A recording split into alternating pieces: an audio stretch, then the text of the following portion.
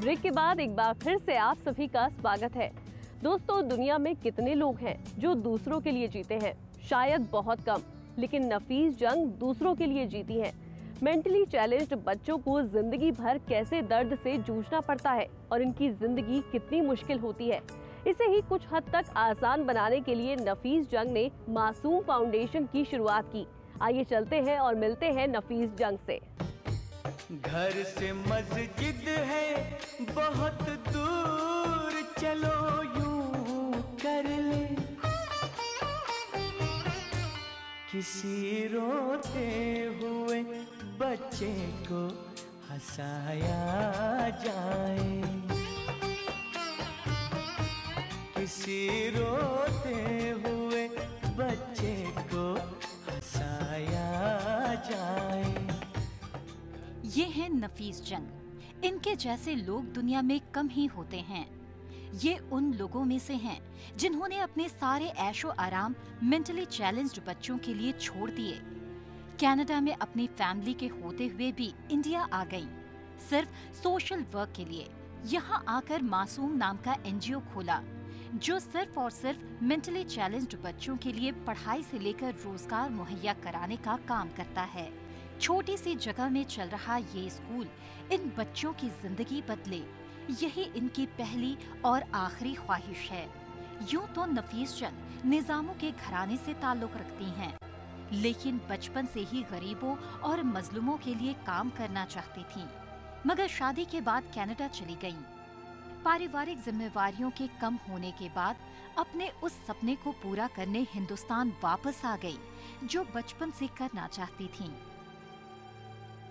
बचपन से मुझे ख्याल था कि गरीब क्यों होते इतने, और हमारे पास हर चीज़ है और ये लोगों के पास क्यों नहीं है।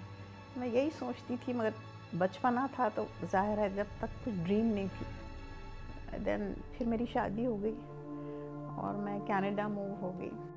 हिंदुस्तान आकर नफीस जंग ने उन लोगों को चुना जिन्हें लोग समाज का हिस्सा कभी भी नहीं मानते। इसलिए इन्होंने वापस आकर लिटरेसी पेशेंट और मेंटली चैलेंज्ड बच्चों के लिए काम करना शुरू किया। मैं हिंदुस्तान मुझे हमेशा हर सेकंड याद आता था, और ये मेरी सरजमीन है और मुझे हिंदुस्तान से मोहब्बत है। तो मेरे जब बच्चे सेटल्ड हो गए तो मैं सोची अब मुझे हिंदुस्तान जाना है और कुछ काम करना है गरीबों के लिए। इसी सोच के साथ मेंटली चैलेंज्ड बच्चों के लिए मासूम फाउंडेशन बनाया गया, जहां ये बच्चे पढ़ने के साथ साथ रोजगार पाने का हुनर भी सीख रहे हैं। इनका क्या है, फैमिली बैकग्राउंड क्या है।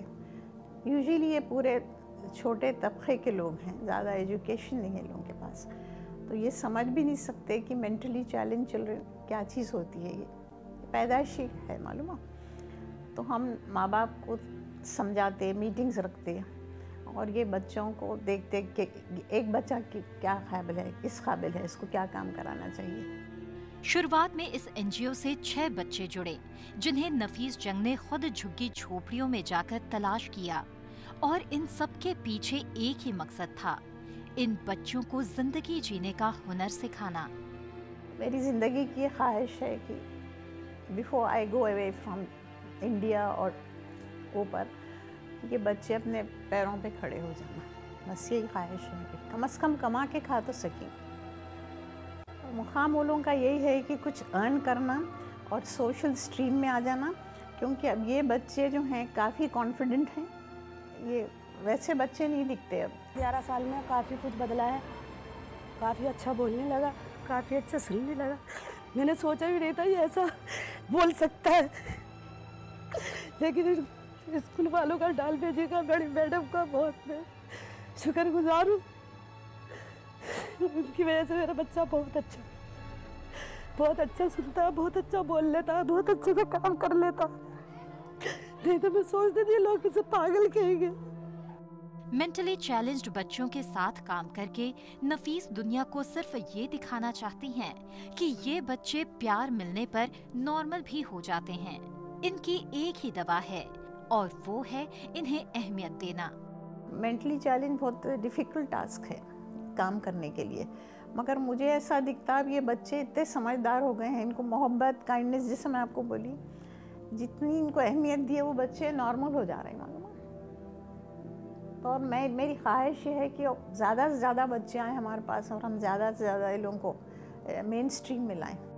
यहाँ इन बच्चों के लिए स्पेशल एजुकेटर्स रखे गए हैं जो इन्हें स्पीच थेरेपी, फिजियोथेरेपी, ड्राइंग और डांस थेरेपी देकर काफी हद तक नॉर्मल बनाने में मदद करते हैं। दिवाली के टाइम हमारे कैंडल्स बहुत बिकते हैं, वो भी बच्चे दिए बनाते हैं और कैंडल्स। तो और उसके अलावा हम लोग मसाले बेचते हैं जो बच्चे खुद ग्राइंड करते हैं, प्योर मसाला लाइक मिर्ची, जो मसाले रहते, गरम मसाला वो है। और हैंडलूम है जिसमें आपको ऑलरेडी मैं बोल चुकी हूँ जो करते हैं। और म्यूज़िक में हमारे बच्चे अवार्ड्स लेते हैं, शील्ड्स लेते हैं, यही काम है हमारा।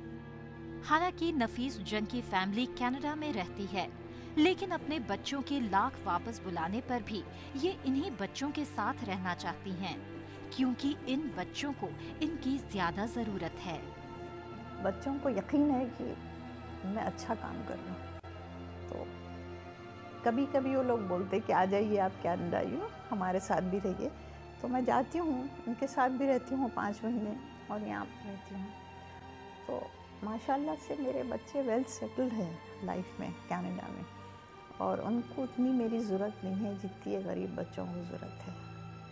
मैं समझती हूँ they need me more than my children. छोटी सी जगह में इतने सारे बच्चों को तालीम देना बहुत मुश्किल है, इसलिए ये सरकार से खासी नाराज हैं, क्योंकि सरकार ऐसे कामों में साथ नहीं देती। जब तक यहाँ आप पैसा नहीं दिए तो काम होता नहीं, और मैं बिलीव नहीं करती घूस देने में। तो मैं घूस के बगैर ये पूरा खड़ा करी हूँ, और मिस्टर डालमिया भी यही बिलीव करते कि हम घूस नहीं देंगे, हम सच्चाई पे चल रहे हैं, सच्चाई के पाथ पे चल रहे हैं। तो अल्लाह की फजल से अब तक तो हो गया, और काफ़ी मेरी गवर्नमेंट से वो हुई, प्रॉब्लम्स हुए। घर से मस्जिद है बहुत दूर, चलो यूं कर ले। किसी रोते हुए बच्चे को हंसाया जाए, किसी रोते हुए बच्चे को हंसाया जाए। दोस्तों, हम हमेशा जिंदगी में छोटी मोटी परेशानियों से घबरा जाते हैं, लेकिन इन बच्चों का क्या? इन्हें तो ये भी नहीं पता कि ये किसी तकलीफ से गुजर रहे हैं। शायद इसी का नाम जिंदगी है। फिलहाल हम ले रहे हैं एक ब्रेक के बाद और बहुत कुछ जानेंगे इन बच्चों के बारे में। कहीं मत जाइएगा।